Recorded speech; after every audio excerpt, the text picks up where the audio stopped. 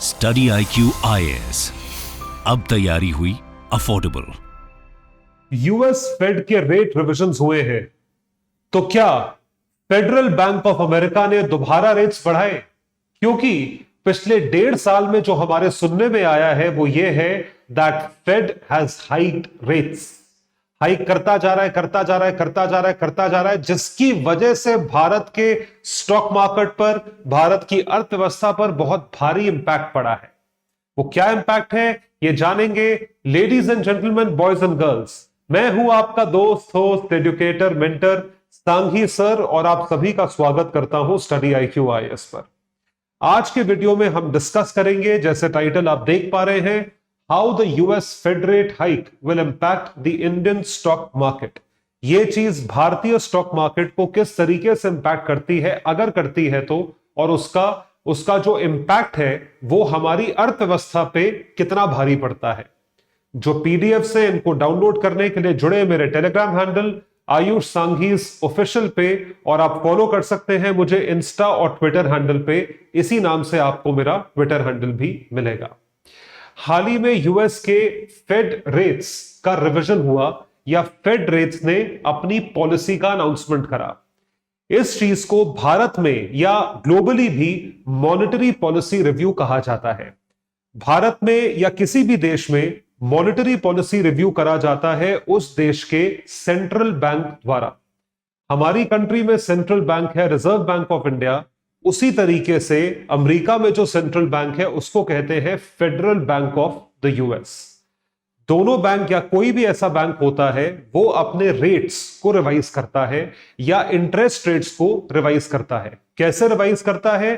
Through the tools that they have. इनको हम generally quantitative tools कहते हैं, जैसे कि repo rate, reverse repo rate, CRR, SLR, open market operations. इस तरीके के रेट्स जो हैं इनको फेडरल बैंक या reserve bank of India revise करता है, और इन रिविजन्स के बेसिस पे बाकी बैंक्स अपने इंटरेस्ट रेट्स बढ़ाते घटाते रहते हैं। दे कीप इंक्रीजिंग और डिक्रीजिंग देयर लेंडिंग रेट्स, जिस रेट पे हम लोन देंगे। अब इस बार कमाल की बात यह हुई कि पिछले 11 बारी के बाद 12वीं बार जब यह मॉनेटरी पॉलिसी रिव्यू हुआ है, इस 12वें मॉनेटरी पॉलिसी रिव्यू में पहली बार ऐसा हुआ है कि यूएस फेड ने रेट्स को हाइक नहीं करा। They have paused the rate hike cycle. पिछले 11 बारी से उन्होंने रेट को हाइक करते करते करते करते करते करते एक ऐसे स्तर पे ले आए जहां पर सबके लिए वो रेट्स बहुत ज्यादा अट्रैक्टिव थे। But they decided to hold interest rates after 10 rate hikes. पिछले 12-13 महीनों में, मार्च 2022 से अभी तक इन्होंने 10 बार रेट हाइक करा, और इस बार जाकर उस पे एक पॉज लगाया। उस रेट हाइक को करते करते जो है वो 1.5% से आ गए हैं 5 से 5.25% तक। They have reached to the stage of 5% and 5.25%. The central bank kept its target for the benchmark lending for the federal funds rate at 5% to 5.25%. Many analysts expect the Federal Reserve to resume its rate hikes, and some even expect the federal funds to hike the rate to 6%. 6% बहुत ज्यादा rate होता है अगर federal fund इस चीज को resort करता है अपने अगले मॉनेटरी पॉलिसी रिव्यू, जो कि जुलाई में होगा, उस चीज को मद्देनजर रखते हुए। अब सवाल यह उठता है कि यह जो पॉज लगाया गया है या इस तरीके का जो रिस्ट्रिक्शन लगाया गया है, यह क्यों लगाया गया है? Why is this pause? इसके लिए आपको थोड़ी इकोनॉमिक्स समझनी पड़ेगी। You have to understand what is the impact of rate hikes. आपको एग्जाम्पल के जरिए बताते हैं। मान लीजिए एक बैंक है, Bank of America, right? Bank of America में जो डिपॉजिट्स हैं, जो डिपॉजिट होल्डर्स हैं, या जो भी डिपॉजिट करके बैठे हैं, जितने भी डिपॉजिटर्स हैं, पैसा डिपॉजिट करके बैठे हैं सेविंग्स अकाउंट में, ये इंटरेस्ट रेट ऑफर करता है। This offers an interest rate of 1%। ये 1% पे इंटरेस्ट रेट ऑफर करता है। तो जितने डिपॉजिट होल्डर्स ने अपना पैसा डिपॉजिट करा हुआ है, उनको इतना इंटरेस्ट मिलता है अपने डिपॉजिट्स के ऊपर। अब क्योंकि ये इंटरेस्ट रेट उतना ज्यादा अच्छा नहीं है, मतलब उतना इंटाइसिंग नहीं है, 1%, 1.5% इंटरेस्ट रेट आपको खुशी नहीं देता, मजा नहीं देता अंदर से, तो फिर ये जो डिपॉजिट होल्डर्स हैं ये देखते हैं कि हम पैसा बाहर कहां लगा सकते हैं जहां पर हमें इससे ज्यादा रिटर्न मिले। सब सोचते हैं ये, और ये नॉर्मल ह्यूमन टेंडेंसी है, सोचना भी चाहिए कि भाई पैसा बढ़ाओ, कैसे बढ़ेगा। तो फिर ये जाते हैं स्टॉक मार्केट्स की तरफ, ये जाते हैं बॉन्ड्स की तरफ, गवर्नमेंट बॉन्ड्स की तरफ, या ये जाते हैं इंटरनेशनल इंस्टीट्यूशंस की तरफ या दूसरे देशों की तरफ, इंटरनेशनल इंस्टीट्यूशंस और अदर कंट्रीज, इन देशों की तरफ इनकी नजर बढ़ती है। अब सवाल यह उठता है कि ये सारी चीजों को मद्देनजर रखते हुए ये इन्वेस्टर्स या डिपॉजिट होल्डर्स अपना पैसा बैंकों से निकाल के इन सारे सोर्सेज में लगाते हैं। स्टॉक मार्केट में लगा दिया, इंटरनेशनल इंस्टीट्यूशंस में लगा दिया, कहीं कहीं और लगा दिया जहां उनको ज्यादा रिटर्न ऑन इन्वेस्टमेंट मिले। तो इस वजह से आप पैसा बाहर लगाओ, अपने स्टॉक मार्केट में लगाओ, खर्च करो, रियल एस्टेट खरीदो, कुछ करो, तो उसकी वजह से मार्केट में इन्फ्लेशन बढ़ता है। क्योंकि इन्फ्लेशन जो है वो डायरेक्टली प्रोपोर्शनल है ऑन द बेसिस ऑफ कि आप कितना पैसा इकोनॉमी में खर्च करते हो। अगर आप बैंक में पैसा रख के बैठे हो, दबा के बैठे हो, तो वो पैसा खर्च नहीं हो रहा है। That is not money in circulation. अब वो पैसा सर्कुलेशन में नहीं है तो इन्फ्लेशन कम रहेगा। लेकिन अगर वो पैसा सर्कुलेशन में है, आपने मान लीजिए रियल एस्टेट में लगा दिया, तो रियल एस्टेट बिका ना, तो पैसा सर्कुलेशन में आता है, इन्फ्लेशन बढ़ता है। आपने किसी और चीज में पैसा लगाया, इन्फ्लेशन बढ़ता है। तो इस चीज के जरिए इन्फ्लेशन जो है वो स्काई रॉकेटिंग हो गया था अमेरिकन इकोनॉमी में कोविड के बाद। तो फेड ने क्या करा, इंटरेस्ट रेट्स, जो रेट ऑफ इंटरेस्ट है इसको हाइक करते गए, जिससे हुआ ये 1% का जो रेट ऑफ इंटरेस्ट है ये हो गया 5%, 5% जो है वो रेट ऑफ इंटरेस्ट हो गया।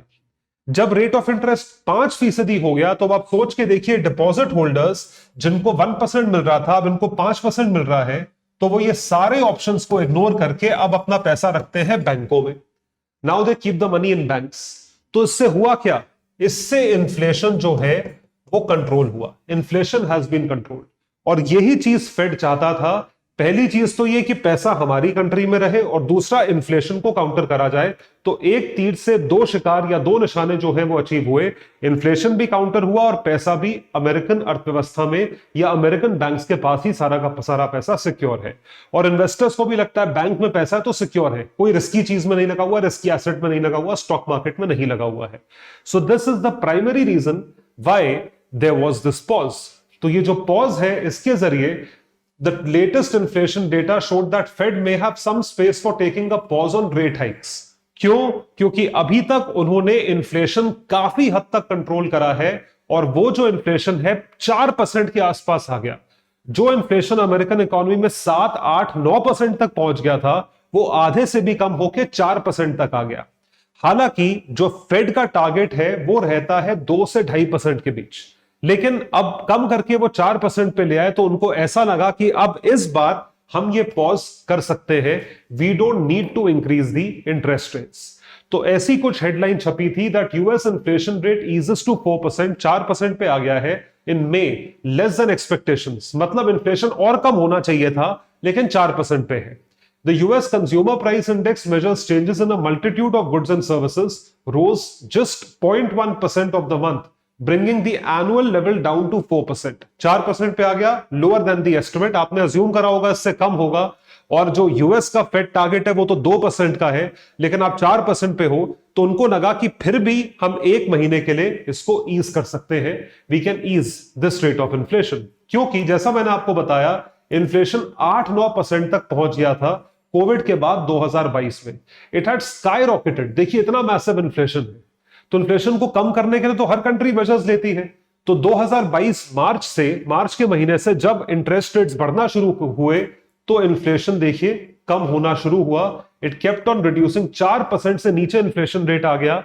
अभी भी इनके टारगेट से ज्यादा है, लेकिन फिर भी काफी हद तक कंट्रोल में आ गया है। इसी में आपको एक बात बताऊं, यदि कोर इन्फ्लेशन देखा जाए, इट ओमिट्स फूड एंड एनर्जी। ये एक फॉर्मूला है कोर इन्फ्लेशन का। किसी भी देश में या एक यूनिवर्सल कॉन्सेप्ट है, इन्फ्लेशन में जब आप कोर वर्ड यूज करते हो, तो कोर वर्ड में वो आइटम्स आते हैं जो आइटम्स वॉलेटाइल नहीं होते, items that are not volatile. उसमें फूड और फ्यूल आइटम्स को छोड़ दिया जाता है। तो जब फूड और फ्यूल आइटम्स को आप हटा दो तो prices rose 0.4% in May and 5.3% on a yearly basis. इतने दाम बढ़े हैं पिछले एक साल में अगर आप कोर इन्फ्लेशन की बात करें तो 0.4% कोर इन्फ्लेशन बिल्कुल ठीक, मतलब ठीक है, ये कोई बहुत बड़ी चीज नहीं है। This is a good thing that CPI inflation both declined in May, देखिए कम हुआ ये इन्फ्लेशन जो है, इट हैज रिड्यूस्ड, तो ये 5% से भी कम आ गया है, जो कि एक अच्छी बात है। This is a good sign. और इसके जरिए जब हम एनालाइज करते हैं कि रेट, जब फेड ने इंटरेस्ट रेट्स बढ़ाए तो उसका पॉजिटिव इंपैक्ट अमेरिकन इकोनॉमी को देखने को मिला। तो ये तो बात रही अमेरिकन इकोनॉमी की। अब हम इसको इंडियन स्टॉक मार्केट से क्यों लिंक कर रहे हैं? Why are we linking it with the Indian stock market? इसके लिए आपको यह समझना जरूरी है कि यूएस फेड की इंपॉर्टेंस क्या है। Why federal funds rate matter? ये रेट्स क्यों मैटर करते हैं? जो फेडरल फंड्स है या यूएस फेड है, वो एक बहुत ही जरूरी संस्था है। It is a very important institution जिसका ग्लोबल इंपैक्ट होता है। जैसे अगर फेडरल फंड्स ने कोई भी चेंजेस करे तो उन चेंजेस को देखते हुए बाकी देश अपनी पॉलिसीज को चेंज करते हैं। So US Fed is the world's most powerful central bank with the kind of reserves they have, और उनका चेस्ट बहुत स्ट्रांग है, जो उनका ट्रेजरी चेस्ट है, जिसमें गोल्ड भी आता है, बॉन्ड्स भी आते हैं, पैसा भी आता है। It's decision on federal funds rate have significant impact on emerging economies like India. Bharat जैसी अर्थव्यवस्थाओं पे बहुत मैसिव इंपैक्ट होता है। इस वजह से फेडरल फंड्स को हम बहुत सीरियसली लेते हैं। We take it extremely seriously. अब सवाल ये उठता है कि क्या होगा, व्हाट वुड हैपन? ये जो है ये प्रेडिक्शन है। मान लीजिए आगे चल के जुलाई के महीने में या अगस्त के महीने में अगर फेड इंटरेस्ट रेट्स बढ़ाता है, तो ये इंटरेस्ट रेट्स की बात हो रही है। If the Fed increases the interest rates, यदि इंटरेस्ट रेट्स को बढ़ाया जाए तो इसकी वजह से होगा क्या? What would happen because of this? इसकी वजह से there would be a flight of capital और flight of money from India. भारत से पैसा जो है वो उड़ जाएगा। क्यों? और वो कहां चला जाएगा? It would go to the USA banks, जैसे आज की डेट में जा रहा है। क्योंकि अमेरिकन इन्वेस्टर्स को भारत में पैसा लगाने की जरूरत नहीं है, उनको वहीं पे इतना पैसा मिल जाएगा हाई इंटरेस्ट रेट्स पे कि सारा का सारा पैसा बैंकों ने अपने पास ले लिया। If the interest rates increase, और दूसरी तरफ यदि इंटरेस्ट रेट्स कम होते हैं, if the interest rates decrease, then we can see the capital markets. अब ये कैपिटल मार्केट्स दोनों देशों के हो सकते हैं। कैपिटल मार्केट्स ऑफ यूएस, वहां के भी लोग, वहां का भी स्टॉक मार्केट है, और भारत या ऐसी ही इमर्जिंग इकोनॉमीज के स्टॉक मार्केट्स, चाइना हो, सिंगापुर हो, जर्मनी हो, इन सारे स्टॉक मार्केट्स में पैसा लगा दिया जाएगा। क्योंकि लोगों को पता है कि इंटरेस्ट से पैसा नहीं आ रहा है, तो हमें उससे ज्यादा रिटर्न कमाने के लिए कैपिटल मार्केट्स में पैसा लगाना चाहिए। कुछ लोग अमेरिका में लगाएंगे, और अगर अमेरिका से ज्यादा रिटर्न इंडिया में दिखेगा तो इंडिया में लगाएंगे। तो this is something that would happen if the US tries either of these two options. तो if Fed takes a pause and signals that it is preparing for rate cuts in the subsequent policy, market में सी strong gains. Market यानी कि stock market में gain होगा, क्योंकि market में पैसा लगाया जाएगा।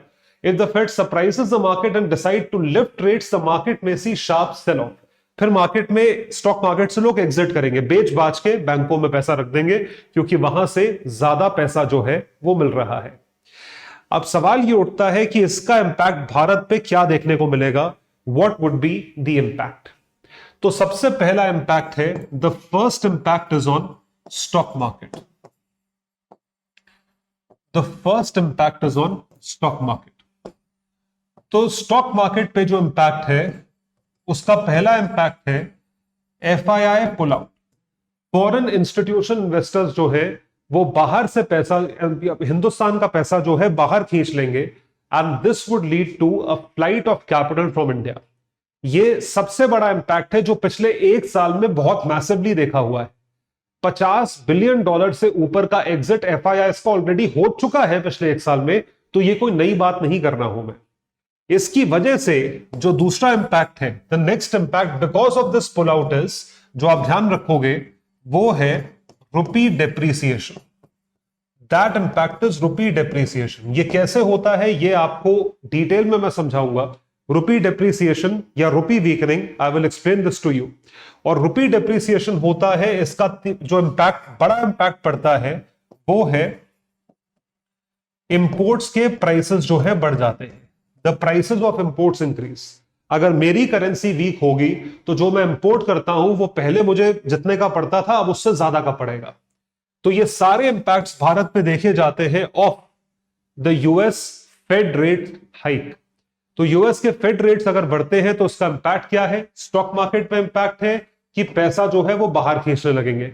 बाकी चीजों का इंपैक्ट क्या है? Rupee depreciation, imported inflation. ये सारे इंपैक्ट्स को मद्देनजर रखते हुए हम ये देख सकते हैं कि भारत पे बहुत मैसिव इंपैक्ट पड़ता है, क्योंकि भारत जो है उसमें बहुत ज्यादा इनफ्लो ऑफ पैसा है। भाई जिस इंपैक्ट ज्यादा या कम कैसे पता चलता है? ज्यादा इंपैक्ट तब होगा जब हमारे देश में बहुत ज्यादा पैसा लगा हुआ होगा अमेरिकन इन्वेस्टर्स का, सीधी बात है। तो Fed's move on interest rate strongly influences the foreign capital inflow in India, सीधी बात है। अब ये कैसे होता है? जब फेड इंटरेस्ट रेट्स बढ़ाएगा तो फॉरेन इन्वेस्टर्स पैसा खींच लेंगे, pull out money from emerging markets as higher rates give a boost to the dollar which erodes the shine of riskier equities. क्योंकि देखिए इक्विटी या स्टॉक मार्केट रिस्की होता है। अगर वहां पे सेफ एफडी में पैसा डाल के ज्यादा पैसा मिल रहा है तो कौन रिस्क लेगा कि भाई लगाओ यहां पे पैसा। आपको इसका क्लासिक एग्जांपल देता हूं, सिंपल सा एग्जांपल।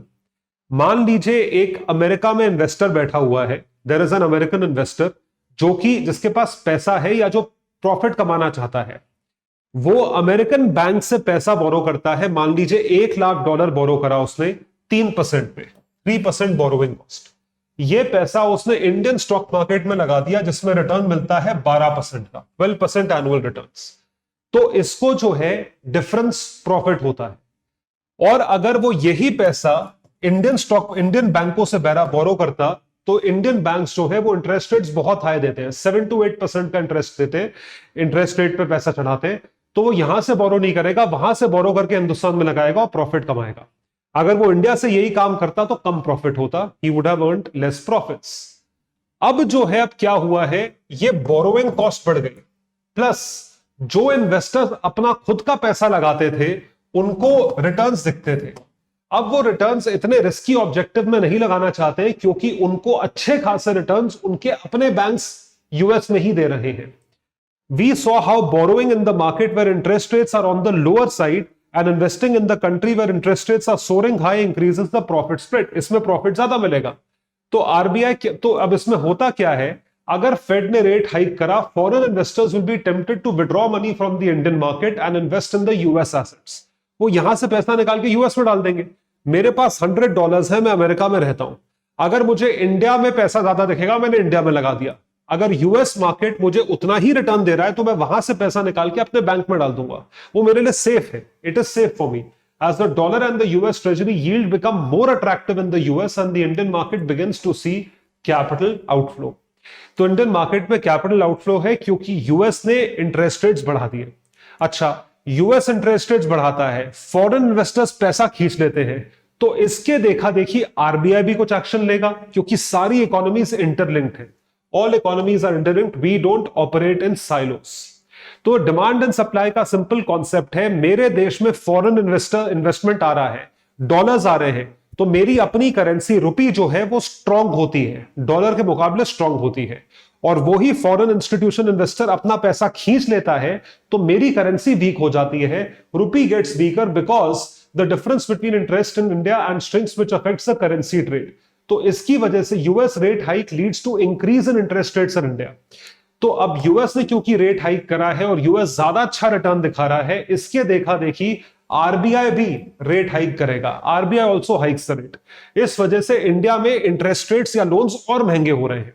तो RBI hikes rates to curtail outflows of funds by FIIs, कि एफआईआईज यहां से पैसा ना विड्रॉ करें, हम भी यहां पे इंटरेस्ट रेट बढ़ाते हैं। तो आप देख रहे हो कि एक का चेन रिएक्शन शुरू हुआ, अब हिंदुस्तान में भी वही होगा। अब इसकी वजह से अगर पैसा बाहर जाता है तो रुपी फॉल करता है।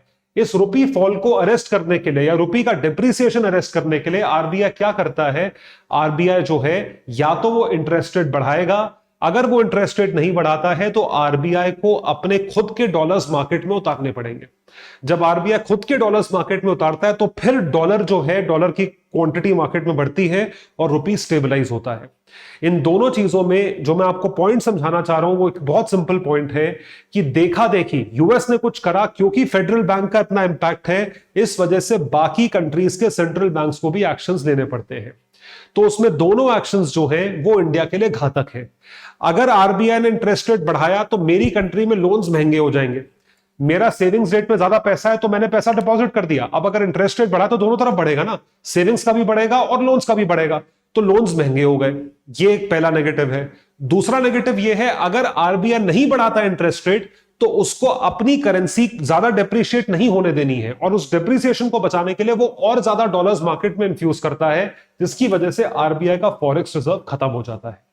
तो दिस लीड्स टू व्हाट, ये क्या है, ये जो है रुपी की वीकनिंग बात है कि रुपी वीक हो जाता है। तीसरा जो इंपैक्ट है वो है कि inflation in terms of imports. अब देखिए सब कुछ लिंक्ड है। यूएस फेड ने इंटरेस्ट रेट बढ़ाया, इंटरेस्ट रेट इंक्रीज्ड, उसकी वजह से एफआईआई ने पैसा पुल आउट कर लिया, दे पुल्ड आउट मनी। अगर एफआईआई ने पैसा पुल आउट करा तो उसकी वजह से रुपी जो है वो वीक हुआ। रुपी वीक होने का मतलब यह है कि मान लीजिए डॉलर पहले 40 रुपए का मिलता था, वैल्यू ऑफ $1 वॉज 40 रुपीज, तो आप 100 पेन अगर इंपोर्ट करते थे $100 के तो आपको 4000 रुपए का पड़ता था। अब जो है डॉलर रुपी जो है वीक होके 80 रुपए हो गया, रुपी डिप्रिशिएट कर गया, 80 रुपए हो गया, तो अब जो है यही इंपोर्ट आपको 8000 रुपए का पड़ेगा, क्योंकि रुपी की वैल्यू कम हो गई है, रुपी हैज डिप्रिशिएटेड। तो imported inflation is a general and sustainable price increase due to an increase in cost of imported product. तो इंपोर्टेड प्रोडक्ट्स महंगे हो जाएंगे, a lower rupee could make Indian imports expensive, और यही चीज हुई है। इसका सबसे बड़ा एग्जांपल है रशिया यूक्रेन वॉर, जिसकी वजह से तेल यानी कि ऑयल जो हम मिडिल ईस्ट से ईरान जैसे देशों से इंपोर्ट करते थे वो और महंगा हो गया, और अब वही इंपोर्ट बिल हमारे ऊपर ज्यादा पड़ रहा है।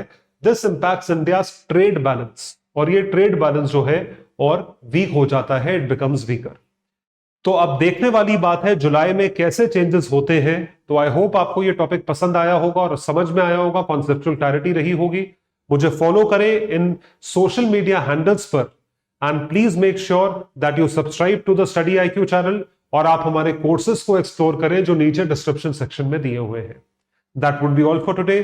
Thank you so much, bye everyone, take care and all the best.